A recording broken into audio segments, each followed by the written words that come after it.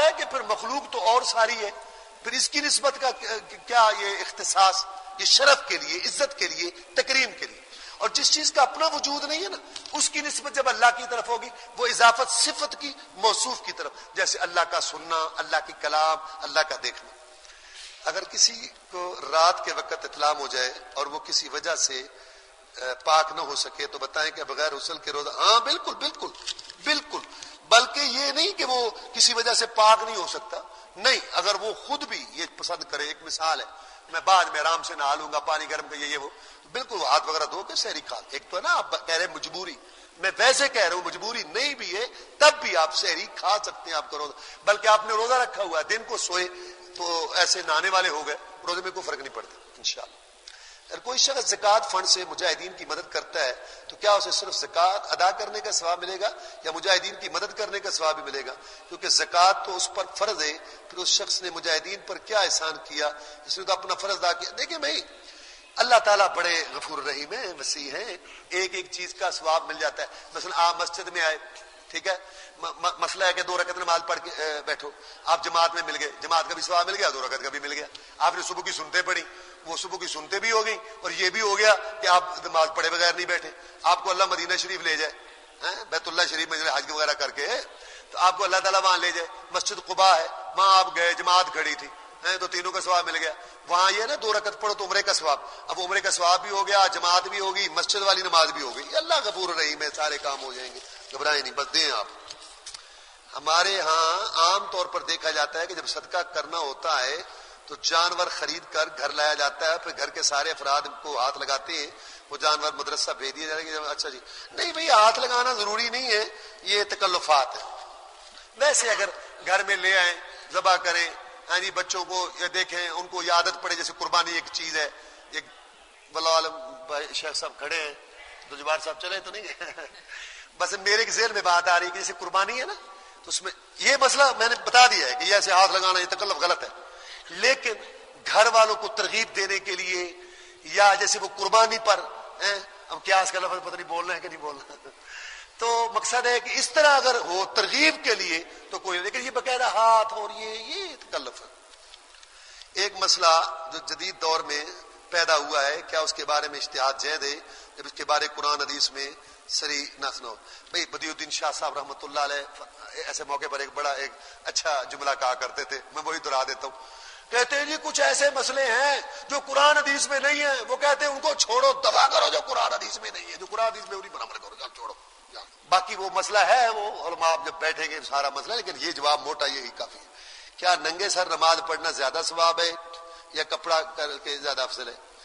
دیکھیں بھی بات یہ نہیں ہے، بات یہ ہے کہ مرد کے لیے کوئی پابندی نہیں، مرد کے لیے سر کی کوئی پابندی نہیں.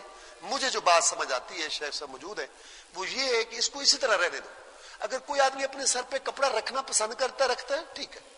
اگر کوئی ننگے سر رہتا ہے، ٹھیک ہے، ہمارے پاس دلیل ہے، اس کو میرے خیال اسی طرح رہنے دیں. کیوں شیخ صاحب، کیا خیال ہے؟ یعنی ہم یہ کہیں کہ کپڑا ثواب ہے یا ننگے ثواب؟ میرے خیال ان کو اسی طرح رہنے دو جس طرح آدمی، کیونکہ جب اسلام نے پابندی نہیں لگائی، ہم کون ہیں؟ البتہ حج میں تو منع ہے، حج میں تو سر پہ آپ کپڑا جان بوجھ کے رکھیں گے، یعنی دیر تک، ایک تو ہے ویسے آ گیا خود جان بوجھ کے، تو پھر تو آپ کو جو ہے اس کا جرمانہ بھی دینا پڑے گا. اور یہ بھی ایک اچھا، مولانا سمسام صاحب رحمۃ اللہ علیہ ہمارے ایک بزرگ گزرے ہیں، عالم پرانے، ان کی کیسٹ ہے ہمارے پاس، ہم سنتے ہیں بارہ، اس میں یہ بات آئی ہے حج کے طریقہ میں، تو یہ ننگے سر کا مسئلہ آیا. اس وقت شاید زیادہ شدید ہوگا، تو کہنے لگے وہاں سارے ننگا سر کرتے ہیں. وہ پنجابی کہنے لگے ایتھے ساڈا کوئی چھوکرا تے ننگے سر نماز پڑھ لوے خلقت کود کے پی جاندی. اگوں فرماندے نے مینوں پتہ نہیں سر تے کی لگا ہے، کیڑی شرمگاہ لگی ہے جنوں ٹکنا ضروری ہے، سر نوں لگیا کی لگیا ہے سر نوں. جو تسی من لگدا ہے ادوں کوئی بہت ہی نا پریشان کر دے ہو. میں کہلا بزرگ بیچارے پریشان ہو رہے ہیں، تو مطلب یہ دسو بھی سر نوں کی لگیا ہے جڑے تسی دے پیچھے پے ہو. بھی داڑھی دی گل کرو، کوئی اور کوئی حلال حرام دی گل کرو. اچھا جی، جو روضہ رسول پر جا کر درود پڑھتا ہے خود نہیں بھائی، یہ بات جو مشہور ہے نا روضہ رسول پر جو جا کے پڑھتا ہے، تو میں سنتا ہوں یہ سنتے یہ بات صحیح نہیں ہے.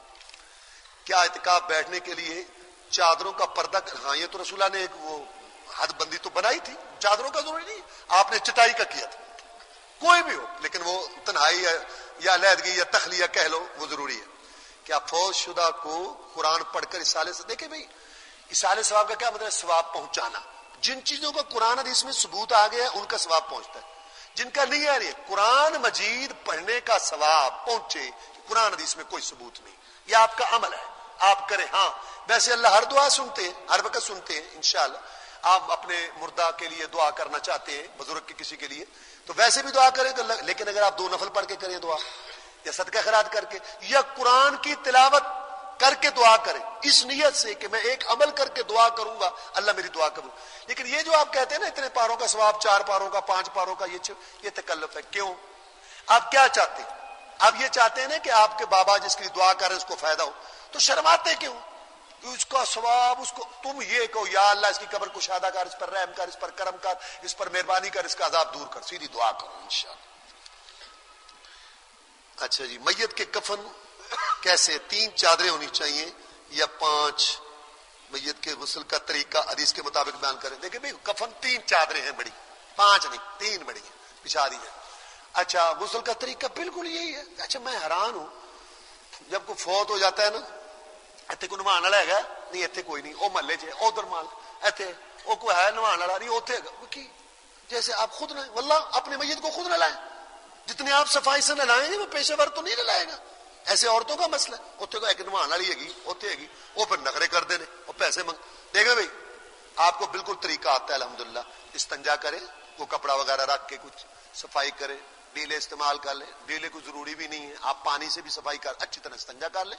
اچھا ایک بات سن لیں, نہلانے میں دیکھتا ہوں کہ 25-30 آدمی ہیں, جیسے اب آپ کھڑے ہیں, وہ سارے غلط, محدود لوگ ہونے چاہیے. بس ایک نہلا رہا ہے, ایک اس کا تعاون, چلے 1-2 کپڑے ایسا کرو, ادھر دیوار ہے ادھر کپڑا لٹکا دیں, یعنی کم سے کم آدمی وہاں موجود ہو. چاہے عورتوں کا مسئلہ ہے, عورتیں اس میں کم ہو, مرد اتنا زیادہ جمگٹا غلط ہے. ضرورت کے آدمی جو ہے وہ وہاں ہو. اچھا خیر, تو استنجا کر کے ہاتھ صاف کر لیں, اس کے بعد وضو کریں. جیسے وضو آپ کو پتا ہے, یہ ہاتھ اس کا دو اچھے سے, فی الحال آپ نے کرنا ہے, بس فرق اتنا ہے کہ وہ اب بیچارہ نہیں کر, اب آپ نے کرنا ہے. یہ سارا کر کے منہ میں پانی کا کیا ہے, وہ روئی گیلی کر کے آپ اس کو کریں, ناک میں بھی اس طرح, یہ سارا مسا وغیرہ سارا کریں. اب آپ نے پورے جسم کو, اب ایسے وہ پڑا ہے میت, یہ اوپر ایسے پانی ڈالیں, اس کو اچھی طرح دھوئیں, صاف کریں, پھر اس کو کروٹ کو اٹھائیں, ساتھ ہوتا ہے تاون والا, نیچے دھو لیں, ادھر اوپر دھو لیں, پھر بائیں طرف, یہ سارا ایک دفعہ ہو گیا. ایسے ٹاک رکھیں 3-5-7 جتنی ضرورت ہو, صابن لگا کے اچھی طرح صفائی کریں, اور بیری کے پتے استعمال کریں. مجھے چل میں